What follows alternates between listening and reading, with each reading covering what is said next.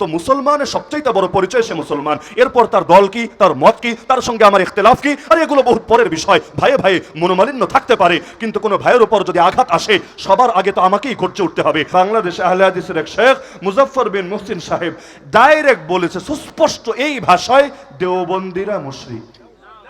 Doctor Abu Bakr Zakaria সাহেব তার আগেই বলেছেন, বিভিন্ন ইমামের নাম নিয়ে পর্যন্ত, ইবনুল জাওজির আকীদা ঠিক নাই, সালাহুদ্দিন আইয়ুবের আকীদা ঠিক নাই, তাদের কতজন বলেছে, ইমাম ইবনে হাজার আসকালানির আকীদা ঠিক নাই, ইমাম নববীর আকীদা ঠিক নাই, এমনকি যাদের সাথে আমাদের ফেস টু ফেস আলাপ আলোচনাও হয়েছে, যেমন ধরেন ওপারের ব্রাদার রাহুলের কথাই ধরেন, আরে যেই হোক, আমি নামগুলো নিয়ে বলছি এজন্য, আল্লাহর কসম, আল্লাহর কসম, আল্লাহর কসম, আল্লাহকে সাক্ষী রেখে, এই হাজার হাজার জনতাকে সাক্ষী রেখে দ্ব্যর্থহীন ভাষায় বলছি, তাদের গায়েও যদি কোনো কাফের, কোনো মুশরিক, কোনো নাস্তিক, কোনো বেঈমান, কোনো মুরতাদ অন্যায়ভাবে খালি টাচও করে, আমাদের জবান অবশ্যই অবশ্যই গর্জে উঠবে উঠবে।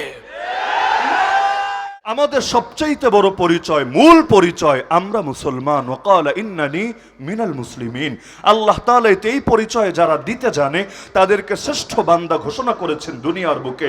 ওয়ামান আহসানু কাওলাম মিম্মান দা ইলাল্লাহ ওয়া আমিলা সালিহা ওয়াকালা ইন্নানি মিনাল মুসলিমিন। কথার বিবেচনায় ওই ব্যক্তির চাইতে উত্তম কে হয় যার এক নম্বর গুণ তাওহীদের দাওয়াত দেয়, দুই নম্বর গুণ সুন্নাহসম্মত উপায়ে আমল করে, বেদাতি তরিকা গ্রহণ করে না, তিন নম্বর গুণ নিজের পরিচয় দেয় সে মুসলমান। তো মুসলমানের সবচাইতে বড় পরিচয় সে মুসলমান, এরপর তার দল কি, তার মত কি, তার সঙ্গে আমার ইখতিলাফ কি, আর এগুলো বহুত পরের বিষয়। ভাইয়ে ভাইয়ে মনোমালিন্য থাকতে পারে, কিন্তু কোনো ভাইয়ের উপর যদি আঘাত আসে সবার আগে তো আমাকেই গর্জে উঠতে হবে। আমাদের কওমিদের সাথে কত ধারার কত মানুষের ইখতিলাফ আছে, কত সময় ইখতিলাফগুলো হয়তো ভয়াবহ পর্যায়েও চলে যায়, তাতে কি আল্লাহকে সাক্ষী রেখে বলছি, আরে যারা অন্য সার্কেলের, অন্য মাসলাকের, যেমন আমি নাম নিয়ে নিয়ে বলি প্রয়োজনে ক্লিয়ার করার জন্য, কারণ আদর্শের ব্যাপারে লুকোচুরির কিছু নাই, যেমন বাংলাদেশ আহলে হাদিসের এক শেখ মুজফফর বিন মুহসিন সাহেব ডাইরেক্ট বলেছে সুস্পষ্ট এই ভাষায়, দেওবন্দিরা মুশরিক। ডক্টর আবু বকর জাকারিয়া সাহেব তার আগেই বলেছেন, বিভিন্ন ইমামের নাম নিয়ে পর্যন্ত, ইবনুল জাওজির আকীদা ঠিক নাই, সালাহুদ্দিন আইয়ুবের আকীদা ঠিক নাই, তাদের কতজন বলেছে, ইমাম ইবনে হাজার আসকালানির আকীদা ঠিক নাই, ইমাম নববীর আকীদা ঠিক নাই, এমনকি যাদের সাথে আমাদের ফেস টু ফেস আলাপ আলোচনাও হয়েছে, যেমন ধরেন ওপারের ব্রাদার রাহুলের কথাই ধরেন, আরে যেই হোক, আমি নামগুলো নিয়ে বলছি এজন্য, আল্লাহর কসম, আল্লাহর কসম, আল্লাহর কসম, আল্লাহকে সাক্ষী রেখে, এই হাজার হাজার জনতাকে সাক্ষী রেখে দ্ব্যর্থহীন ভাষায় বলছি, তাদের গায়েও যদি কোনো কাফের, কোনো মুশরিক, কোনো নাস্তিক, কোনো বেঈমান, কোনো মুরতাদ অন্যায়ভাবে খালি টাচও করে, আমাদের জবান অবশ্যই অবশ্যই গর্জে উঠবে উঠবে।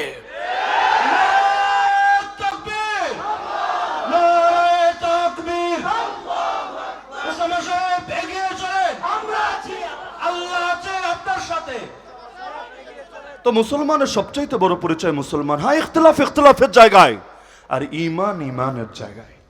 আমাদের ঐক্যের ভিত্তি শাখাগত মাসালা না, এটা যদি হতো জমিনের বুকে কোনোদিন ঐক্য হতো না। এই যে জমিনে 1200 বছরের অধিক সময় খেলাফত ছিল, কিভাবে? খলিফা তো এক এক সময় এক এক মাযহাবের হয়েছে, এক এক মাসলাকের হয়েছে, এক এক তরিকার হয়েছে, তাতে কি?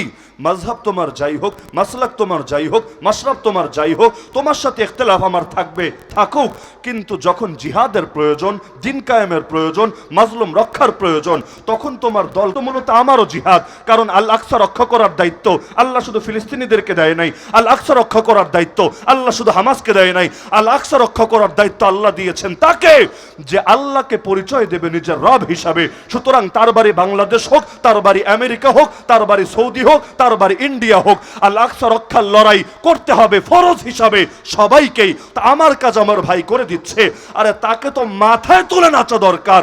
তার বিরুদ্ধে যদি একটা বাক্য বলি, ওই একটা বাক্য কিয়ামতের দিন আমার বিরুদ্ধে সাক্ষ্য হতে পারে। অনেকে বলে নাই শুরুতে, আমাদের বাংলাদেশের ওই এক শ্রেণী, আমি নাম বলবো না, ইসরায়েলের দালাল আর সৌদির পেট্রো ডলার খোর বলে নাই হামাসের আকীদা ঠিক নাই, হামাসের এটা ঠিক নাই, সেটা ঠিক নাই। আরে যেই আকীদা তোমাকে মাজলুমের পক্ষে দাঁড়াতে শেখায় না, যে আকীদা তোমাকে জালেমের টুটি চেপে ধরতে শেখায় না, যে আকীদা দ্বীনের উপর আঘাত আসলেও তোমাকে ময়দানে নামতে শেখায় না, যে আকীদা তোমাকে এসি রুমের বাইরে কখনোই তোমাকে বের করতে পারে না, যে আকীদা তোমাকে মুসলমানদের কাতারে এনে সকলের সঙ্গে একসাথে দাঁড় করাতে পারে না, ওই আকীদার 1 পয়সা দামও আমাদের কাছে থাকবে না। আকীদা শুধু অন্তরের মধ্যে চেপে রাখার জিনিস না। সূরা ইখলাস দেখেন, সূরা কাফিরুন দেখেন, শেখ আব্দুল্লাহ আজম রাহমাতুল্লাহ আলাইহি লিখে গিয়েছেন, সূরা ইখলাস আমাদেরকে ইলমি তাওহীদ শিক্ষা দেয়, ইলমি তাওহীদ, অন্তরের তাওহীদ। আর সূরা কাফিরুন আমাদেরকে আমলি তাওহীদ, প্র্যাকটিক্যাল তাওহীদ, বাস্তব জীবনের তাওহীদ শিক্ষা দেয়। তার মানে আকীদার একটা সম্পর্ক কলবের সাথে, আরেকটা সম্পর্ক আমার বাস্তব আচার আচরণের সাথে।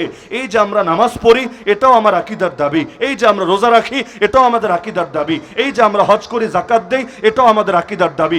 এই যে আমরা মাজলুমের পক্ষে কথা বলি, এটাও আমাদের আকীদার দাবি। এই যে জেলখানা থেকে বের হয়েও আমাদের আলেম উলামারা মাজলুমের পক্ষে কথা বলে, মাজলুম বিধানের পক্ষে কথা বলে, এটাও তাদের আকীদার দাবি। আরে এখনো যে সিংহ পুরুষরা কারাগারে পড়ে আছে, আল্লাহ যদি চান অতি শীঘ্রই বের হবে, বের হওয়ার পরও তাদের জবানও যে নতুন করে হুঙ্কার ছুড়বে, সেটাও এই আকীদারই দাবি। আকীদার দাবি বলেই তো পয়সার কাছে নত হয় না, আকীদার দাবি বলেই তো জেল জুলুমকে ভয় পায় না, আকীদার দাবি বলেই তো মামলা হামলা হুমকি ধমকিতে দমে যায় না। কারণ আকীদা নিয়ে যে ময়দানে নামে, শাহাদাত ছাড়া কোনো কিছু তাকে ময়দান থেকে ফেরাতে পারে না। আবেগ সাময়িক, ইমোশন সাময়িক, এখন আছে তো তখন নাই, আর বিশেষ পরিস্থিতিতে আছে তো আরেক পরিস্থিতিতে নাই। কিন্তু আকীদা সাময়িক না, জন্ম থেকে মৃত্যু পর্যন্ত পুরোটাই আকীদা। কারণ আমাদেরকে যদি কেটে টুকরা টুকরা করা হয়, তবু আকীদা তো নড়চড় হবে না ইনশাআল্লাহ। যেমন কাদিয়ানীদেরকে আমরা কাফের মনে করি, আরে আল্লাহ না করুক, আল্লাহ না করুক, যদি এমন হয় আগামী দিনে ওরা বাংলাদেশের ক্ষমতায় অধিষ্ঠিত হয়ে যায়, তাতে কি? ওরা যদি দেশের মূল দায়িত্বশীল হয়ে যায়, তাতে কি? তখনও কি আমাদের জবান গর্জে উঠবে না কাফের কাফের কাদিয়ানীরা কাফের? ওরা যদি নামাজ পড়ে তাও কাফের, যদি রোজা রাখে তাও কাফের, যদি হজ করে তাও কাফের, যদি ক্ষমতাশালী হয় তাও কাফের, যদি মসজিদ বানায় তাও কাফের, যদি মাদ্রাসা করে তাও কাফের। কারণ আমার নবীর খাতমে নবুয়তের চাদর ধরে যারা টানা হেচড়া করবে, ওদেরকে আমরা বলেই যাব কাফের কাফের কাফের।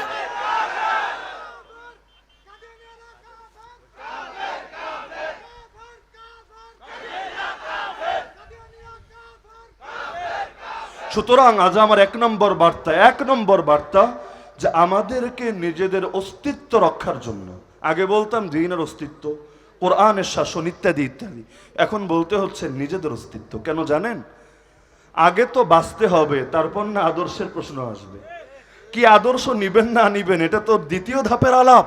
প্রথম ধাপের আলাপ, দুনিয়ার বুকে অস্তিত্ব টিকাতে হবে। আমাদের অস্তিত্ব হরণ করার জন্য দুনিয়ার বাতিল শক্তিরা একযোগে মাঠে নেমে পড়েছে। একযোগে কেন বললাম? সাপ আর বেজি পর্যন্ত এখানে এসে ঐক্য করে ফেলেছে। বলবেন কিভাবে? ইহুদি আর খ্রিস্টানে ধরেন উদাহরণ হিসাবে, ইহুদি এক মেরুর আকীদা রাখে, খ্রিস্টান আর এক মেরুর আকীদা রাখে। খ্রিস্টানদের বিশ্বাস অনুসারে, আমাদের বিশ্বাস না, খ্রিস্টানদের বিশ্বাস অনুসারে ওদের নবী ঈসাকে যারা হত্যা করেছে তাদের নাম ইহুদি। আর ইহুদি সেই জাতি যারা ওদের বিশ্বাস অনুসারে নবী ঈসাকে পর্যন্ত মেরেছে। তো বোঝেন, নবীর উপর যদি কেউ আঘাত হানে, সে কি বন্ধু হবে না শত্রু হবে? আরে কি ধারণা, বন্ধু হবে না শত্রু হবে? যেমন কাদিয়ানীদের বিরুদ্ধে এত ক্ষোভ আমাদের কিসের জন্য? ওরা আমাদের জায়গা জমি নিয়ে নিয়েছে, ওরা আমাদেরকে ব্যক্তি জীবনে কোনো সম্পদ আত্মসাৎ করে নিয়েছে, কিছু না। নবীর দুশ্মন যে সে উম্মতের দুশ্মন হবেই হবে, এবং যে নবীর দুশ্মন সে উম্মতের সবচেয়ে বড় দুশ্মন।